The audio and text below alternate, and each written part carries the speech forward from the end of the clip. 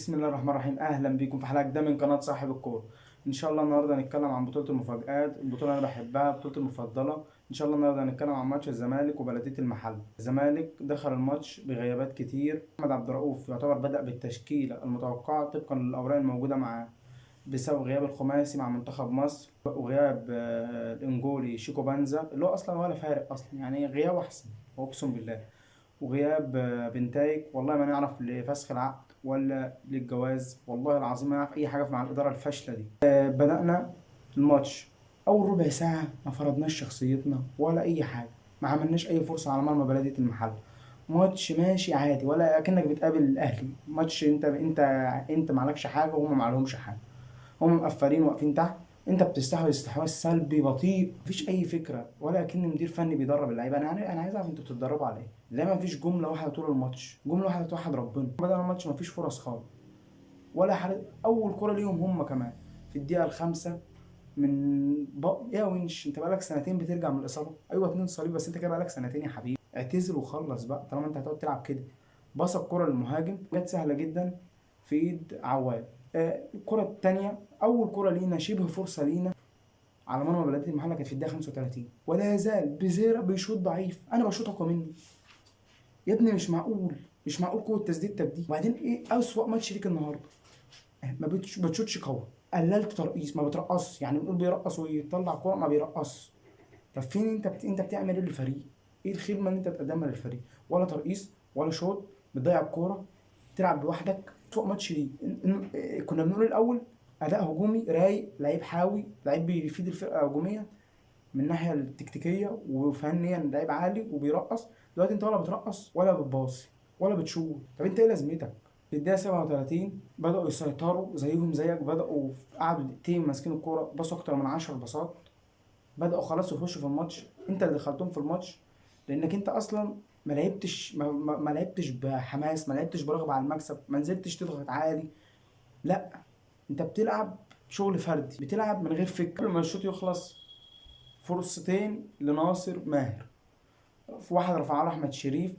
يا حبيبي انت ما انتش زيدان، انت كل كره على الطاير، كل كره على الطاير يا حبيبي. فوق يا حبيبي نفسك، فوق يا حبيبي. انت عايش الوهم، انت عايش الوهم. انت ما عندكش يا ابني بجنيه. انت طلعت ان انت عايز تحرق جمهور الاهلي. غير كده انت ما اديتنيش ب5 جنيه كوره. كل كوره ما بتبشيش صح، ما بتشوتش صح. انا مش عارف انت ايه لازمه وجودك في الملعب 70 دقيقه. بس الشوط الحمد لله انت على نغمه كويسه. الاسطوره المنقذ اللي يعرف يجيب لك جول حتى وهو النادي كله واقع، بتلاقيه هو بيطلع لك ويجيب لك جول من تحت الارض. عرضيه رائعه لاحمد شريف اللي بيحاول، اللي ما ضيعش الكوره كتير النهارده. يعني احسن لعيب في الزمالك بعد ناصر منسي. عرضيه رائعه، بيخلص 1-0 وبيطلعك من فخ بلديه المحل. لان لو استمر الشوط ده بالتعادل السلبي كنت هيفضلوا هم متراجعين. الشوط الثاني بدأوا فريق بلديه المحله بشراسه، بدأ يكشر عن انيابه، بدأ يفرض سيطره، ضيع كورتين خطار جدا. واحنا ما ظهرناش الشوط الثاني خالص، ما استحوذناش على الكوره خالص، ما جيناش.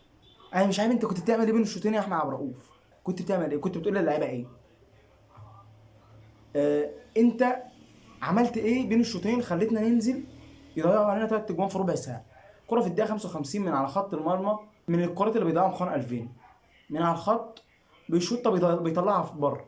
احنا فزنا النهارده بالدعاء كده على الله. ان شاء الله هنيجي بقى لكره تانية في الدقيقه 59، انقاذ رائع من عواد كان ممكن يقلب الماتش علينا. في الدقيقه برضو 65 كده الونش بيصلح كره للمهاجم، جول. جول 100% لبلديه المحل. انت بتعمل ايه يا حبيبي؟ بقالك سنتين بترجع من الاصابه. اللعبه دي لو عندها فينش ب5 جنيه كان زمانها دلوقتي 4-1. انا مش عارف، لعيبه ما عندهاش دم، مش حاسه بالمشجع. الراجل اللي بيجي كفران من شغله ويدفع ال 100 جنيه وال 200 جنيه عشان يقعد يتفرج على القرف ده. ايه الخرا اللي احنا بنقدمه ده؟ فرحانين بخروج الاهلي، هتنكدوا عليه. نحفل النهارده كنا هنخرج بعده بيوم. ايه القرف اللي احنا بنقدمه ده؟ قول رايي في كل لعيب وهبدا اديله تقييم. هنبدا في حراسه المرمى. عواد فشلنا النهارده. كرة او اتنين لو كانوا دخلوا جون كانوا قلبوا الماتش. وكور في الشوط التاني في اوقات صعبه وفي دقايق متاخره من الماتش ما كناش هنقدر نجيب هدف تاني حتى لو ضغطنا. عواد صد كور جامده فعلا، يستحق الاشاده النهارده، اديله 8 من 10. ايشو ده مش عارف، انا مش عارف مركزه ايه في الملعب. باك انت ما تعرفش حاجه عن الباك يا ابني. قطاع ناشئين ايه ده؟ ولا باص صح، ولا عرضيه صح، باينه قوي ان هي واسطه، ولا بيخش للداخل ويرفع ويعمل وانت ولا اي حاجه، مفيش اي حاجه. الونش اتكلمنا عليه في بدايه الفيديو. تقييمي للنهارده غلط غلطات كتير، باصات كتير غلط، 2/10. المدافع التاني في التشكيله النهارده السيد اسامه، عمل ماتش احسن من الماتش اللي فات اللي عمله في كاس الرابطه. تقييم الاداء ان هو اتحسن جدا، اديله 6/10. عمر جابر لعب النهارده ماتش مش حلو برضه، لسه مشكلته ان هو ما بيزيدش وما بيقدمش الزياده اللي بزيرة موجوده. يعني مفيش دويتو بينه وبين بزيرة، مفيش تفاهم لحد دلوقتي موجود، مفيش انسجام، مفيش ربط، مفيش تحركات، ده يضم للداخل، ده يفتح على الخط، ده وانتو هات. طول عمره بزيرة بيفضل يستلم بظهره ويلف وياخد فاولات، يستلم بظهره ويلف وياخد فاولات. تقييم الاداء جابها اخترقت من ناحيته ورفع عرضيه كانت هتيجي منها جون، 2/10. ومجاملك العب احسن من كده. بدأنا في نص الملعب بمحمود جهاد، كل رتمه بطيء، كل تمريراته بطيئه، ويمشي بطيء، بحيث ان هو هيطلع لي تمريره لوكا مودريتش، تمريره لكيفن دي بروين. ما عندوش لعيبه بندفع فيها فلوس بتقعد عندنا بالسنتين وبالثلاثه وما بيمشوا ولا بيدونا اي حاجه، ما بنستفادش منهم بجنيه، حاجه خرا. عندك جهاد اداء زي الخرا. عندك تاني ناصر ماهر ده، انت فكرت نفسك مين؟ انت مفكر نفسك يا ابني لعيب كبير؟ عيش يا ابني على الارض، عيش على الارض والعب بجنيه كوره بقى. ناشئ حمد لعب شويه. تقييم الثلاثه نص الملعب كل واحد فيهم هياخد 3/10، ومجاملكم الثلاثه.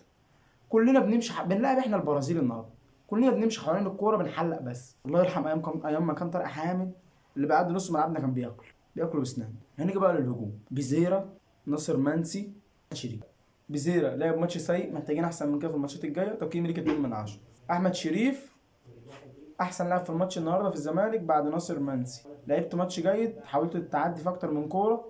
تقييمي ليك 7/10. ناصر منسي اللي لو قلت فيك شيء انا مش هوفيك حقك يا ابني، بتبقى غايب قاعد على الدكه دافنينك ظالمينك، تطلع بوم جول في السوبر الافريقي، عمره ما يتنسي. بوم النهارده جبت لنا مكسب وصعدتنا دور 16. لعيب مهم، ما ينفعش يمشي من النادي. لما يكون بلعب جهاد ولاعيبه معتيه زي دول وسايب ده عايز امشيه عشان بيعترض انه قاعد على الدكه، ما لازم يعترض كل ماتش ينزل ينقذ. 10/10. وفي الختام ما تنساش تشترك في القناه وتفعل زر الجرس وتدوس لايك عشان يوصلك كل جديد. وفي الختام سلام. واغلبيه تركيزنا هيكون عن كاس الامم الافريقيه، وان قدرت اعمل لكم ماتش عن الزمالك او على الاهلي هيبقى ختام سلام.